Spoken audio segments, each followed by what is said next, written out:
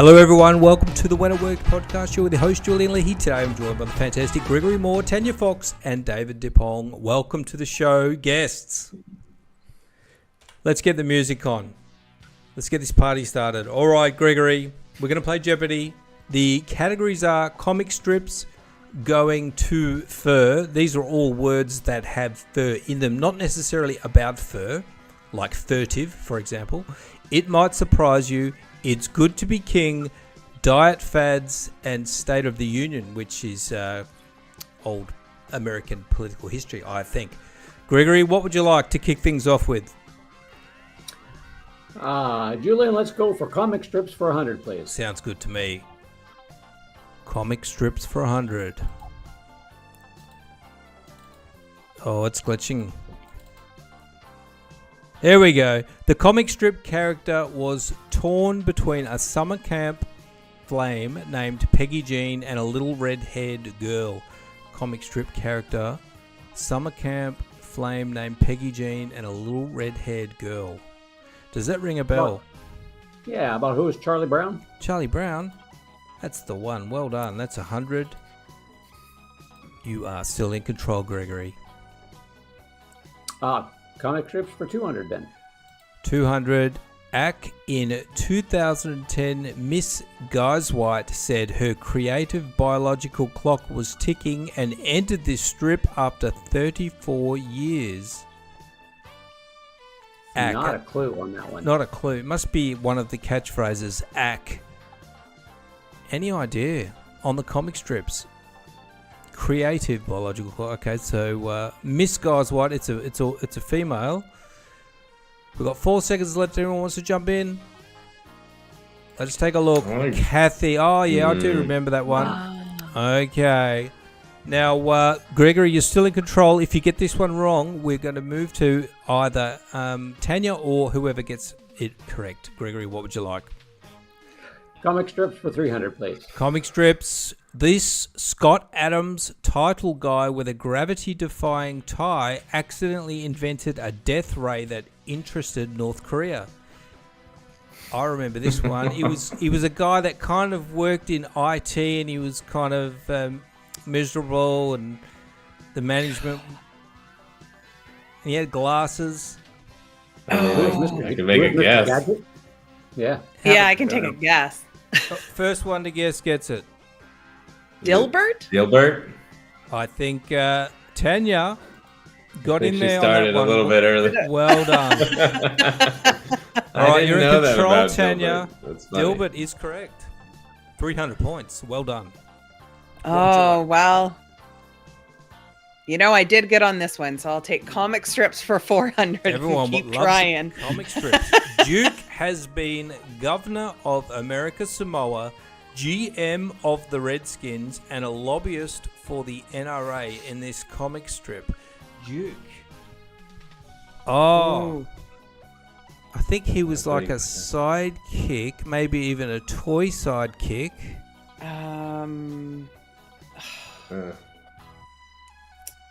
We've got 8 seconds. Wasn't it the Duke Dope? Or there was a dog called Duke something. Duke. Marmaduke. Yeah. Gregory, if that's correct, I'll give it to you. Let's have a look. Duke and the Dope?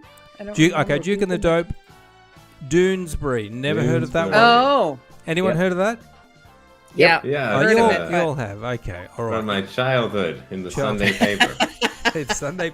I remember when they had comics in the papers. That was awesome. They should bring it back. I don't actually buy papers anymore. Anyway, Tanya, what would you like? Oh, let's finish comic strips for 500. Comic strips for 500 on December 8, 1980. Berkeley began his magnum opus with the debut of this strip. Berkeley began his magnus opum with this debut of this strip. So 1980. So what are the ones that could be? I have no idea. Garfield. It's the one with the cat and the little boy. Cat and the little boy, yeah. Okay, let's go with that one. Calvin and Hobbes. Yeah. I'm going to give it to David if this is correct. If it's right, yeah. Or Outland? Oh, Bloom County. Oh, no. It sounded like it. Yes, well, it's good. You have a crack, and you don't get penalised in this version, so it's always worth having a guess. Tanya, have you got 2 incorrect or 1 incorrect? Still in control, I think. I think 2. Oh, you do? I don't know. I wasn't counting. All right. Well, I'll take your word for it. David, you're up. What would you like? Diet fads for 100. Okay, this one's easy. This doctor's diet revolution promised weight loss with a high-protein, low-carb diet past the steak. What is the Atkins diet? Let's take a look. David Dippong is on the board. Well done, David. What would you like? I'll stick to this. Diet fads for 200. Yeah, this is a good category. Recent diet books, the Paleo diet and Neanderthin eat like one of these to achieve a lean, strong, healthy body. So eat like a what is what these diets are I all would about. guess a caveman or Neanderthal. Let's take a look. How they put it. Caveman is correct. Yeah. David has stormed to life in this category. He's on 200 points. Would you like I'll to stick to the health category. Yeah, let's stick to diet fads for 300. A point-based system that assigns point values to foods, encouraging a balanced and healthier approach to eating. Oh man, I do know this. The first one, and I would say we'll target it Can we just- exclusively to Women. yes, Wasn't it? yes. Yeah, I think it was can I Jenny just shout it out? Craig. You could shout it out. Anyone I gets? think it was Jenny It Craig. was Weight Watchers. Let's take a look. Alright. We've got 2 answers. Weight Watchers is correct. Well done, Tanya Fox. It was targeted to women, David. It was just, I had an upper hand there. We have a famous rugby player called the Fox because he's very quick. So I'm going to call you the Fox. I just wanted to say that because if I called you the Fox without clarifying it, it would be weird. You're in control, Tanya. Oh, let's try. It might surprise you for 100. It might surprise you for 100. The actual quote from this star of gangster films was, "You dirty yellow-bellied rat." So it's commonly thought of that he said something else. You dirty. Is this the you dirty rotten scoundrel? Something. But we got to know the star, and it was like the old gangster, black and white. The first. It One of was the Bogart films. Yeah. Okay, Bogart could be. I'll give you a clue. I think his first name is Jimmy. If anyone can get it, I'll give it to you. Cagney? Let's have a look. Gregory. Well done. Wow. 100 points. You're in control. What would you like, Mr. Moore? Let's do the same category for 400, please. It might surprise you for 400. Okay. This exhaustive reference work, first published in 1768, is not British. It has been American owned for over 100 years. Reference work, so that would be something like encyclopedias, just to give you a clue, I think. I think, well, when can I guess? Jump in whenever you want. I think it's the Encyclopedia Britannica. Mm-hmm. I think so too, David. Well done. 400 points. You're in control, David, and you're We're on going 600. back to fads. Let's go back to the diet for 400. fads. Hey, You may want to enter this. A diet book and program by Barry Sears, who clarified with mastering it. Mastering. You may it. want to enter this. A diet book and program by Barry Sears. Do we know who Barry Sears is? That the guy from the Sears stores, or he was the one who did that Ketosis? zone diet. Yeah, I feel like zone is correct, but is it the ketosis? Is it like mastering ketosis? well, the first person to say zone was Tanya. Well done. Take it. Wait, listen. We stick to the category we get the answers to. Exactly. Let's open a new one, guys. Let's try man. going to fur for Going 100. to fur for 100. These cute electronic talking toys were a must-have item during the Christmas season of 1998. Oh, Furbies. Well, yeah, definitely. Furbies. Well done. The fox was too quick. 100. Did it go up? There we go. You're still in control, Tanya. Going to fur for 200. Going to fur for 200. Rolled up like a flag on a boat's sails. Furl. Gregory has got Yeah. furled. Well done. That was 200. Gregory is in control and in touch score-wise. What would you like? Same category for 300, please. 300 for going to fur. To provide and install housewares to a dwelling. Furnish. Furnish. Gregory, quick on the off the mark. Well done, Gregory. Storming to the lead. Oh, not quite the lead, but you're back to life. What would you like? Going to fur for 400, please. Going to fur. A smelter, for example. Furnace. Who got that?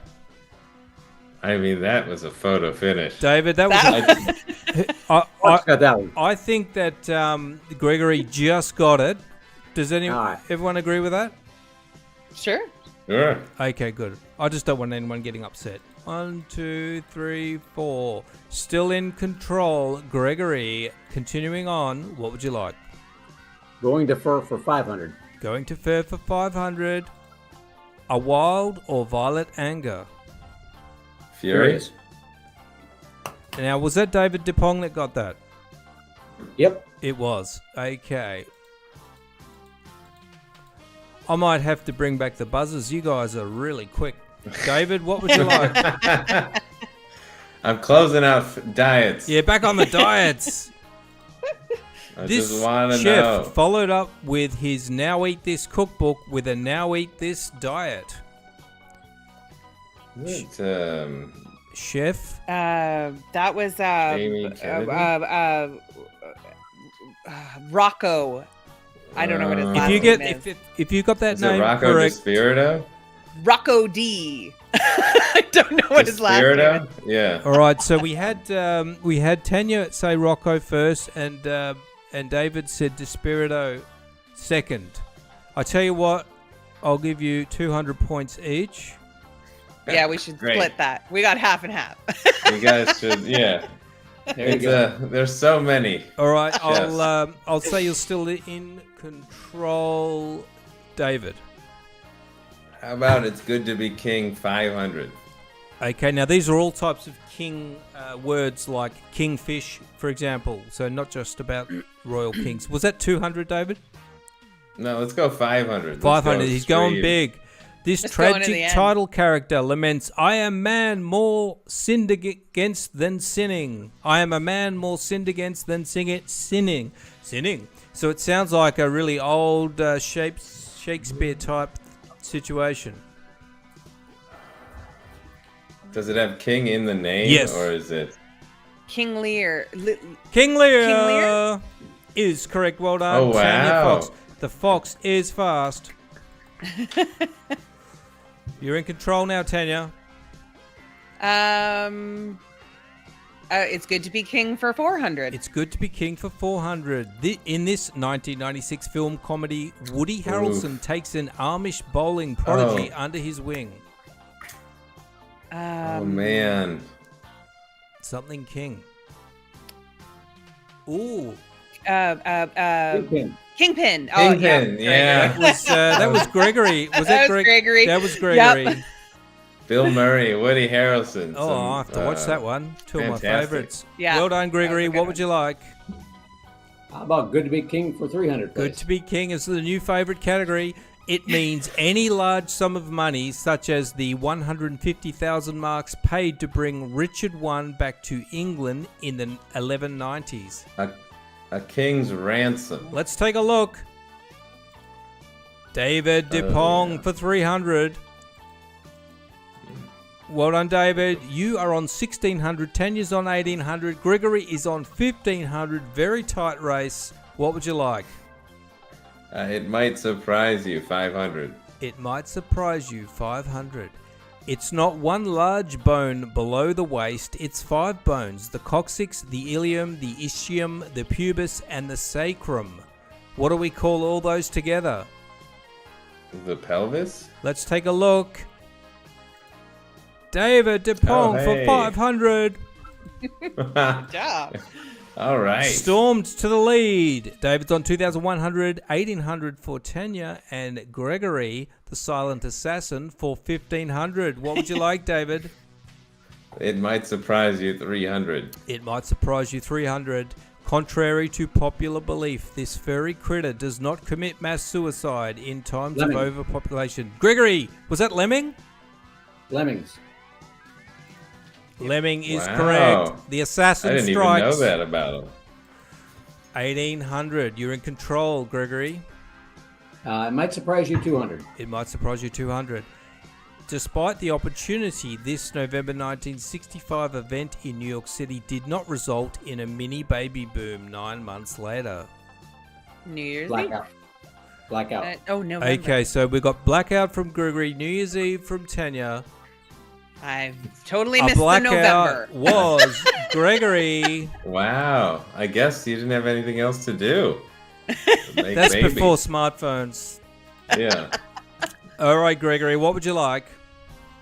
It's good to be king for 100. Good to be king for 100. This 17th century translation has become a standard for Bibles.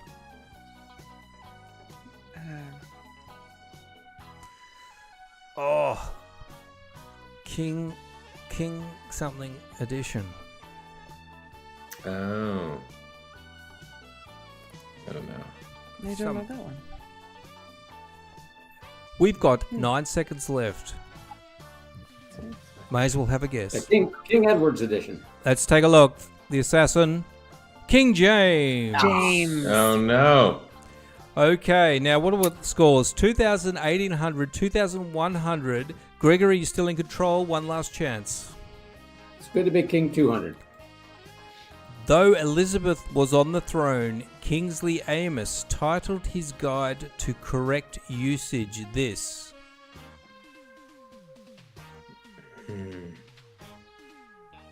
Titled his guide. Some sort of guide to correct usage this. The guide to royalty? I don't know. I have no idea. Kings.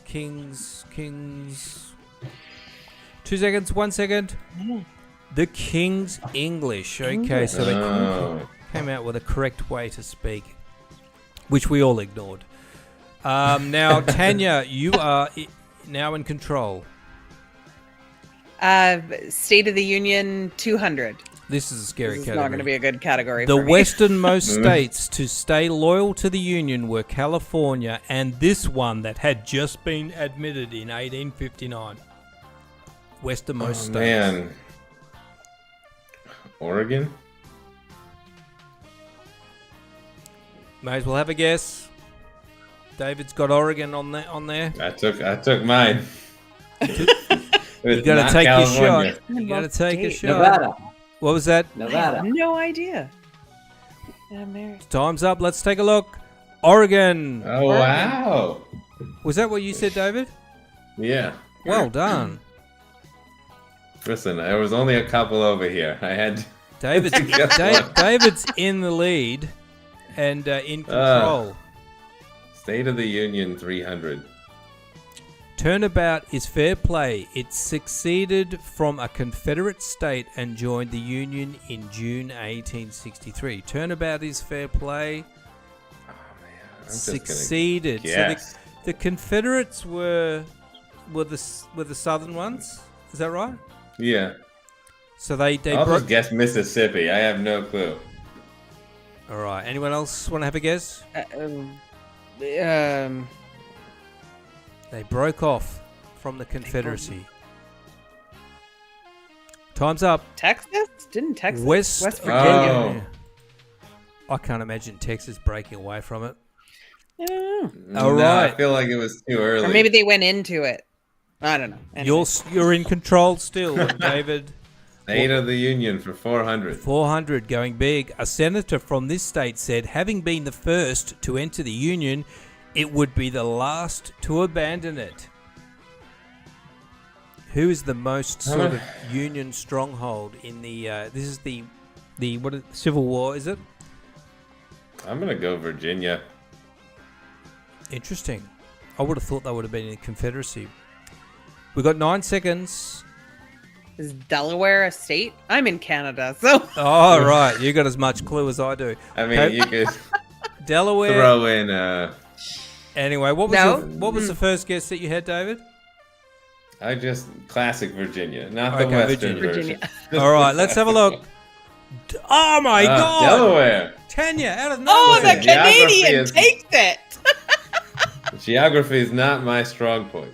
Oh, you're only behind by 100 points, and Gregory only behind the lead by 300 points. Continuing on, Still you're in got control, 600 on the Tanya. board. Not that it matters at this point.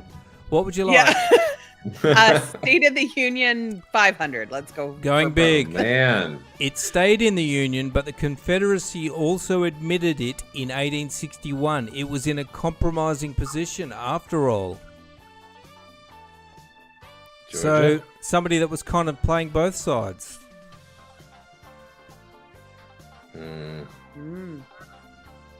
Tennessee. Okay, let's have a... Well, we've got 10 seconds left. I'll take any more guesses. Go with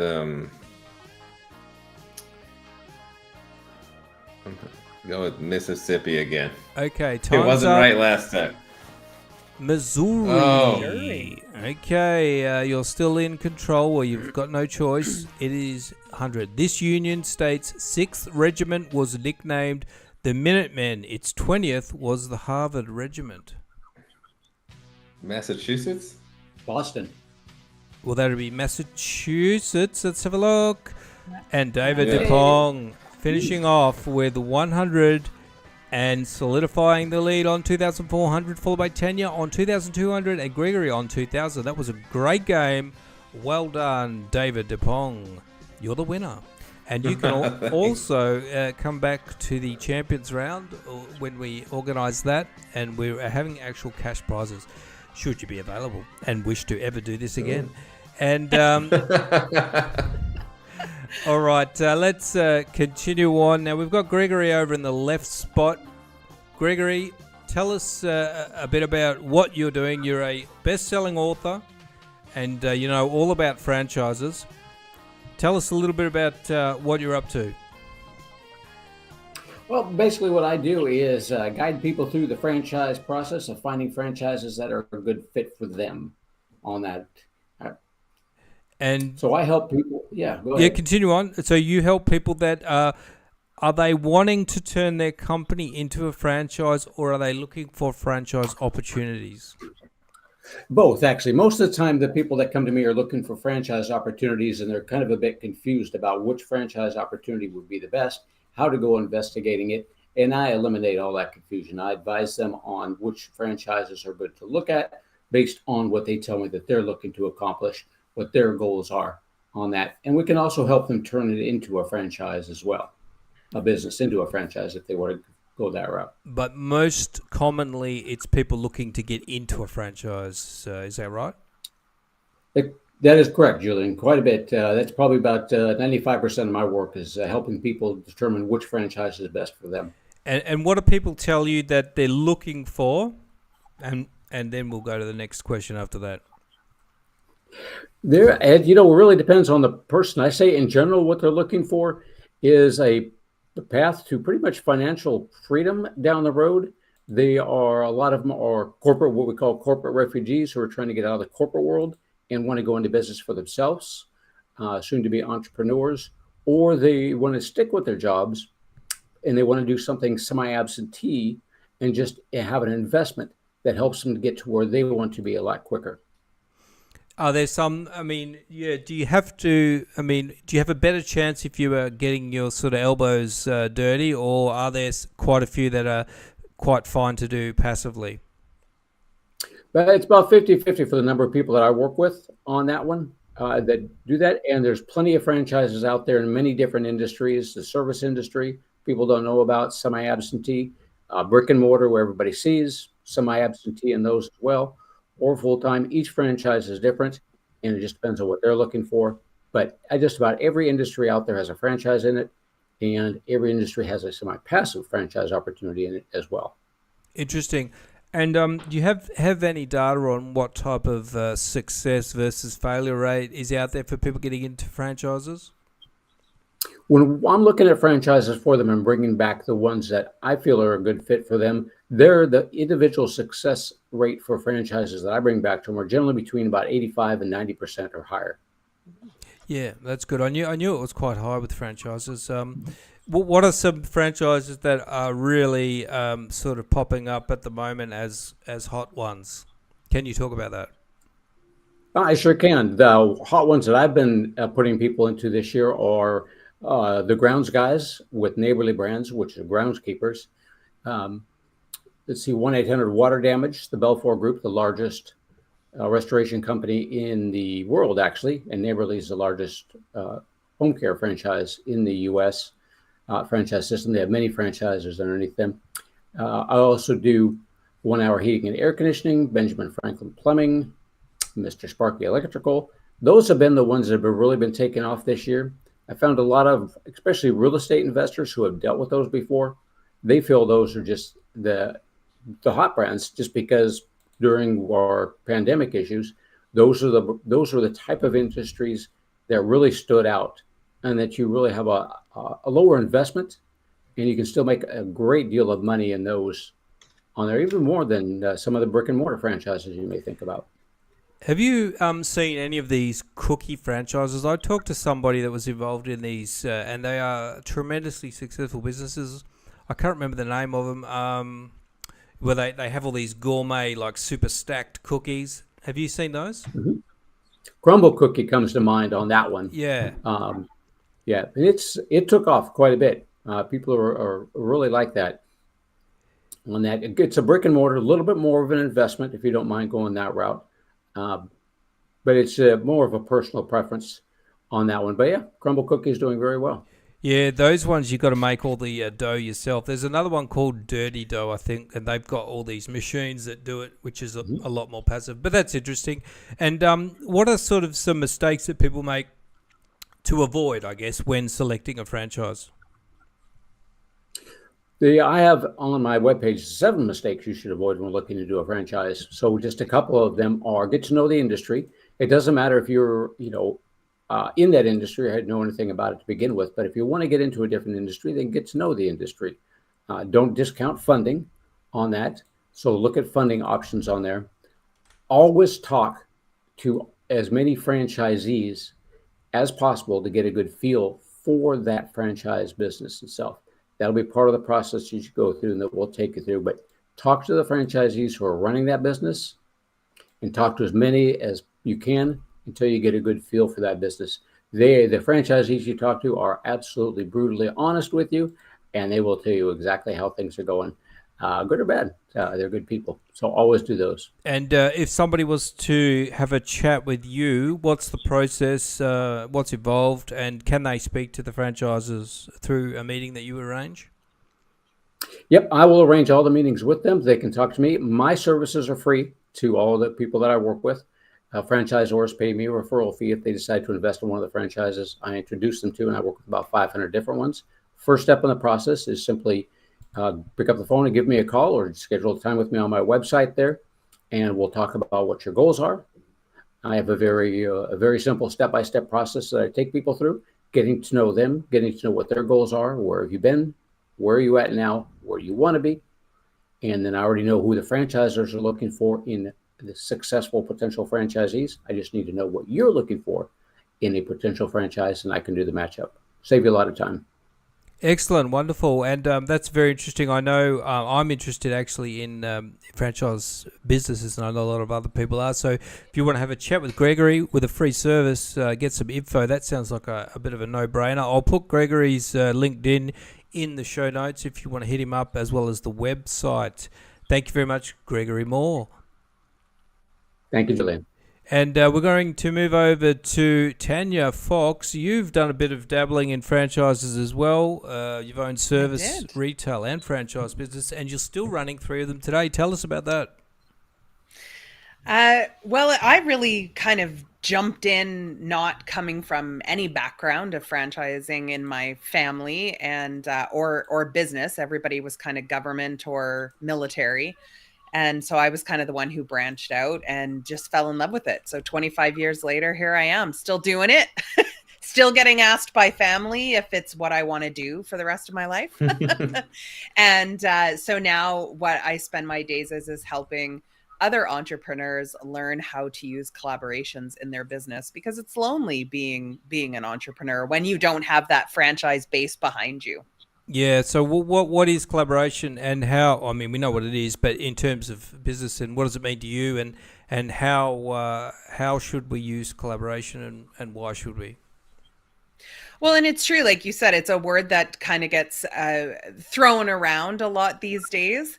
And what I use it for, and what I teach people is using it to actually help grow your profits. So how is it that you can strategically place yourself with other people to benefit them, so that it's not this world of competition that's going on, that you can use this to help grow when maybe financially you don't have a ton of money to invest. Collaborations is a great way that, you can get together with people. As an example, we just finished a collaboration where we had a full-time staff member that was shared among 5 other businesses.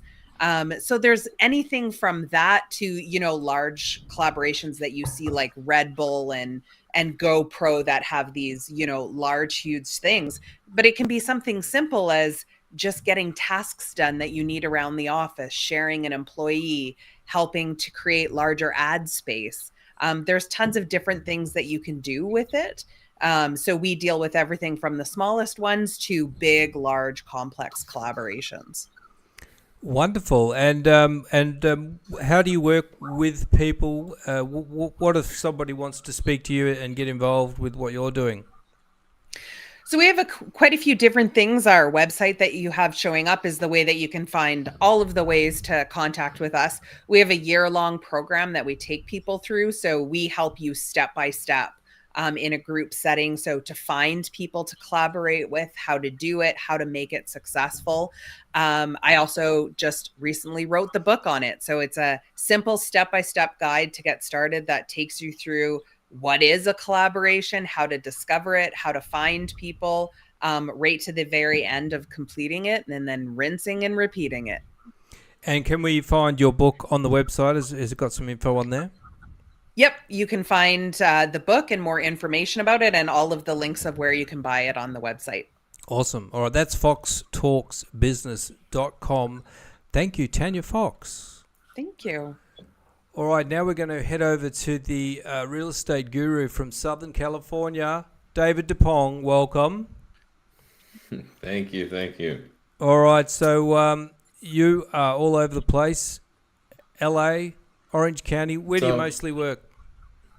I work in Los Angeles and Orange County, so just the coastal part of Southern California. As you can imagine, it's a very large area, the whole state. So we find it's better to specialize in 1 or 2 different areas and then build a clientele for that space. What's that show called? Orange County Wives or something? Is that a true reflection of that area? A little bit yes or no. Like, people love to watch $1 Million Listing and those real estate shows that make it look glamorous. And in reality, it's about as true as any reality show shows all of a particular city. It's just a pretty slow place with quite a bit of wealth. And then you can find things to keep you busy from there. And you've got a book that you released, The Long and Not So Short of It. Tell us about that, David. So I help people regularly buy, sell, and invest in residential real estate. And what I found out by working in this industry for many years is that so many people do not even realize it's possible for them. So I wrote the book, The Long and Not So Short of It, to allow people to succeed, to give them the tools to become the type of person that could invest in California property, which is 500, 1,000, 1 million, 1.5 million, and these can often be starter homes. So I looked at the problem of saying, well, I can help all of these people succeed and build their wealth, but what happens to everybody else? And so I wrote the book to help everybody else earn the tools and build the tools they need to succeed in what is a very high cost, high appreciation market.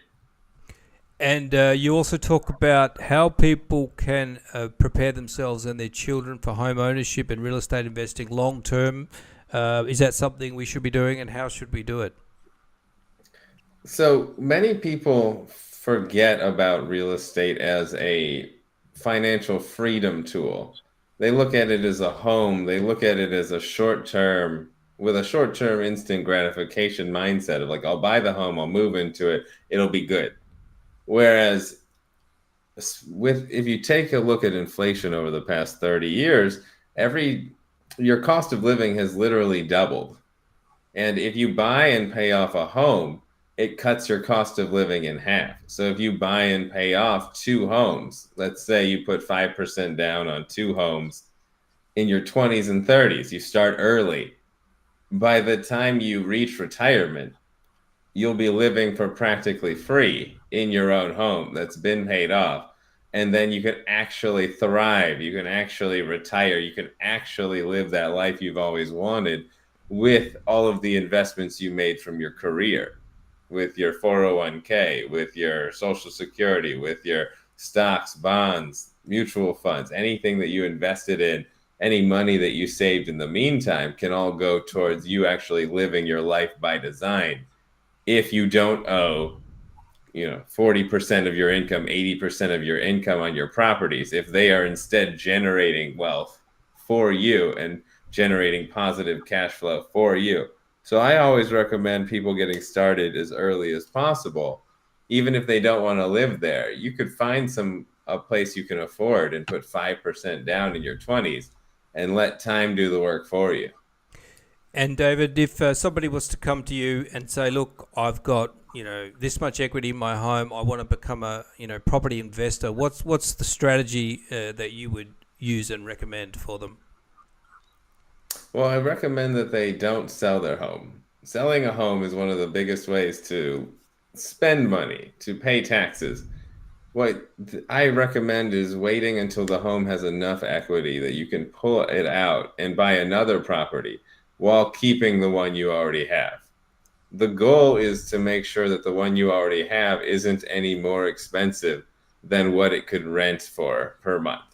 So basically what you do is you take money out of the first home and it breaks even, meaning somebody else is paying off your mortgage. Somebody else is building your equity for you. And now you have a second property that you've moved into. And you repeat the process 2 or 3 times until you have 3 or 4 properties. And suddenly now you've got a property paying itself off every 10 years. A property that you can reverse mortgage, a property that you can reinvest the equity from, a property that positive cash flows for you. And you can find yourself having your life paid for by rents that continue to increase along with inflation.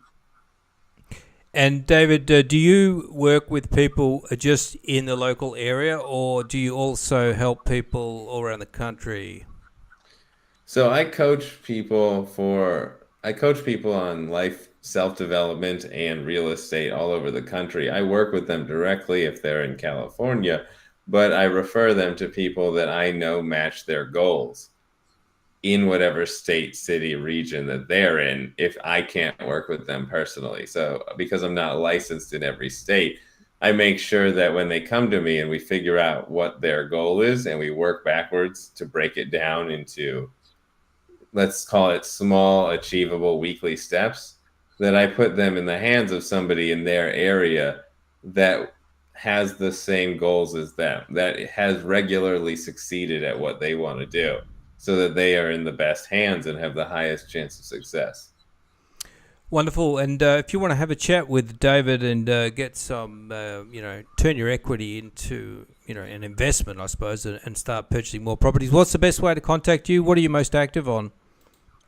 So I'm most active on my website and on Instagram. So if you go to my website, you can find a contact me form, or you can go to any of my socials at Dippong Real Estate LA, and I'll reach out to you within 24 hours. And you can just Google David Dippong, and I think you come up number one, don't you, David? Well, I'd hope so. I don't think there's any other David Dippongs. No, not many. Not that I've heard of. Wonderful. Well, thanks very much, David Dippong, and also Tanya Fox and Gregory Mohr for coming on. Thanks for having me. Thank you. Thanks, Julian. No worries. Thanks for listening, watching, everyone. I'm going to wrap things up.